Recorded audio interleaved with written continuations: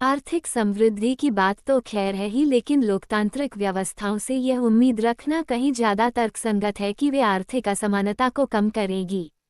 जब देश में आर्थिक विकास तेज हो तब भी क्या आमदनी का वितरण इस तरह हो पाता है कि सभी को उसका बराबर बराबर लाभ मिले और सभी लोग बेहतर जीवन गुजार सकें?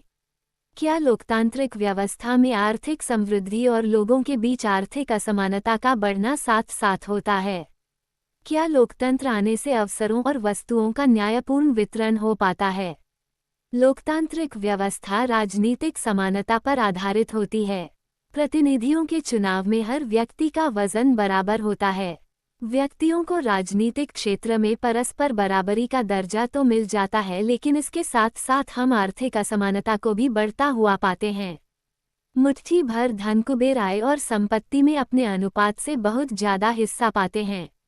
इतना ही नहीं, देश की कुल आय में उनका हिस्सा भी बढ़ता गया है। समाज के सबसे निचले हिस्से के लोगों को जीवन बसर करने के लिए काफी कम साधन मिलते हैं। उनकी आमदनी गिरती गई है। कई बार उन्हें भोजन, कपड़ा, मकान, शिक्षा और इलाज जैसी बुनियादी जरूरतें पूरी करने में मुश्किल आती हैं। वास्तविक जीवन में लोकतांत्रिक व्यवस्थाएं आर्थिक असमानताओं को कम करने में ज्यादा सफल नहीं हो पाई हैं। अर्थशास्त्र की कक्षा 9 की पाठ्य पुस्तक में आपने भारत की गरीबी के बारे में पढ़ा है। हमारे मतदाताओं में गरीबों की संख्या काफी बड़ी है, इसलिए कोई भी पार्टी उनके मतों से हाथ धोना नहीं चाहेगी।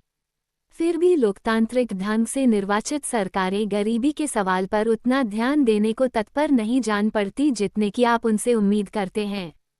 कुछ अन्य देशों में हालत इससे भी ज्यादा खराब है। बांग्लादेश में आधी से ज्यादा आबादी गरीबी में जीवन गुजारती है।